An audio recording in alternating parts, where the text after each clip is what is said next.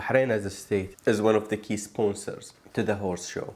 The protests which have been called against the Windsor Horse Show have been called by Bahrainis in exile in the UK. And the reason why they've called for human rights campaigners to take action is because a lot of them are quite understandably very fearful of the consequences of themselves taking action. In 2013, when I protested against the King's presence at Royal Windsor Horse Show, when he was next to the Queen, I found myself to be a stateless person, where my citizenship was revoked, arbitrarily revoked by the state to punish me for taking that role.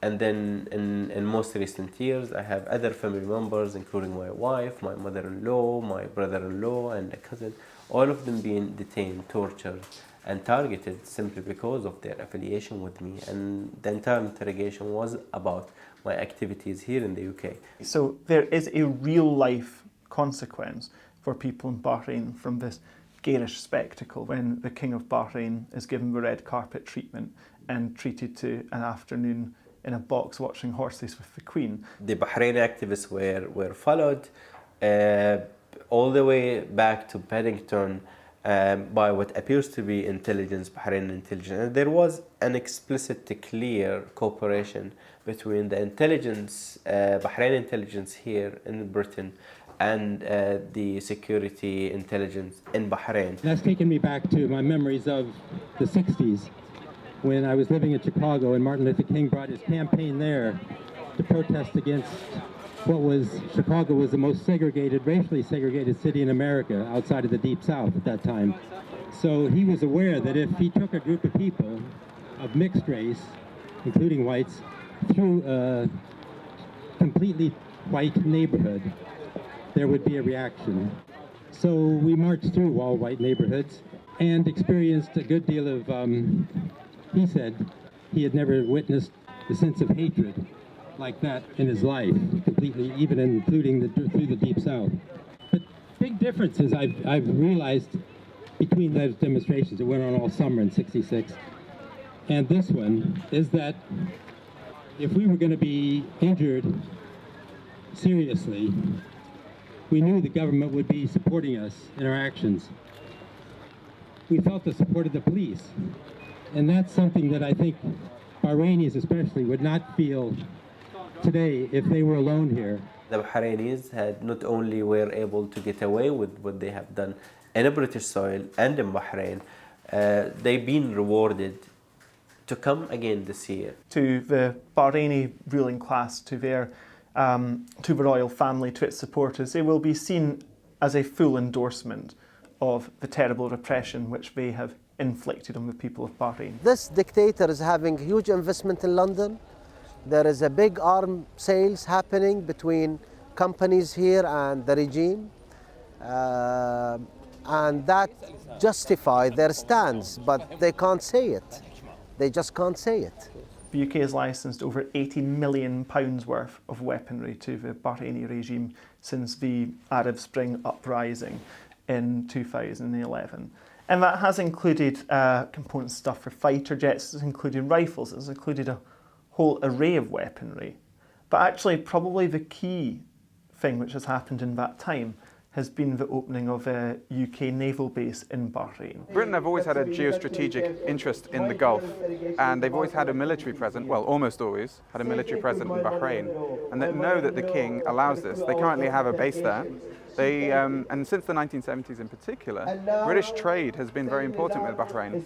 So just the economic benefits in terms of the way the British government have seen it is that the trade, the selling of weapons, the selling of police expertise have long been important to that relationship, and they continue to be so. And there's a sad truth in all of this, is that actually a lot of this trade is actually based on instability. So the fact is, if you sell police assistance to a country, they're going to be in more need of police assistance if there's repression and instability going on. The same is true of the legal advice that are provided by many British companies. And also, we shouldn't forget the role British PR firms play in this. A lot of British companies spend a lot of time legitimizing this relationship, making money off the fact that it pays to defend human rights abuses. The British government is involved in every single element of the repression in Bahrain. So I'm talking about taxpayers' money, which goes into this. So to begin with, since 2012, the British government has been designating some sort of almost like 6.5 million to assist Bahrain with what they call a technical assistance program. This goes into training their police, the Bahraini violent police, setting up fake human rights institutions that their role is to whitewash the crimes of the abusers, to send delegations to Geneva in order to ensure that Bahrain can get away with things with impunity, and to ensure that the states are not going to be critical on Bahrain's rights record. This is a police force, the Bahraini police force, which has been accused of torture. It's been accused of widespread human rights abuses, and it is receiving training from the UK Police Training College.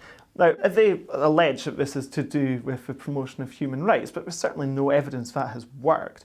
Report after report, which has come out from some of the most respected human rights organisations in the world, has accused the Bahraini regime of routine torture and abuses against Bahraini people. There are documented human rights violations by major organizations like Amnesty, Human Rights Watch, and also Human Rights Council.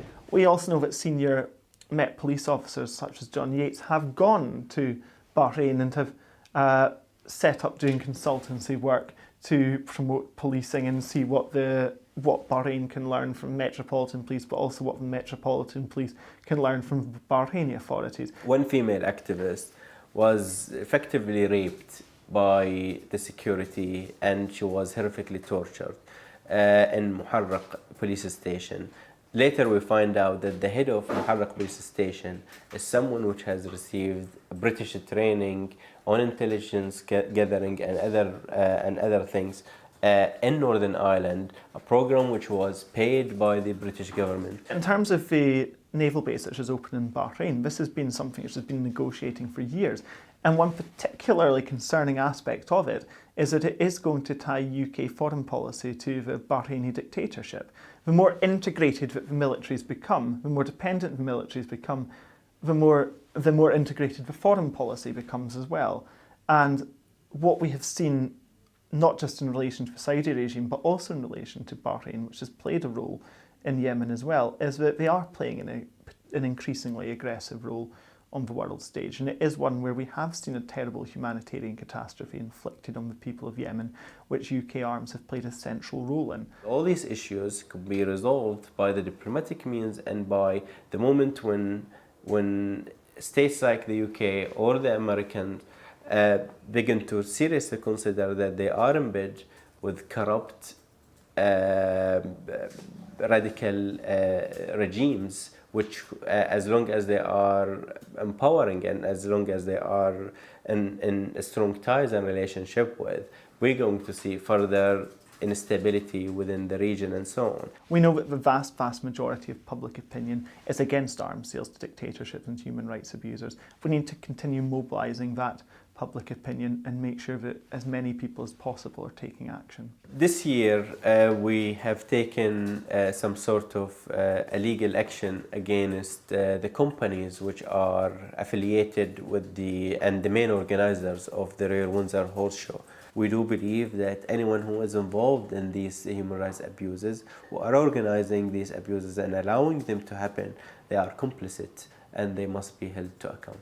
In order to be able to hold those companies to account, we need people to support our crowd justice campaign. We wanted to remind the British government, and we want to remind the Royal Windsor, we want to remind Land Rover, Rolex, every single corporate which been sponsoring, supporting this corrupt, torturer, human rights abusers, ruling family, that we wanted to tell them, why are you hosting torturers? Why are you hosting torturers? Why are you hosting torturers? Why are you hosting torturers?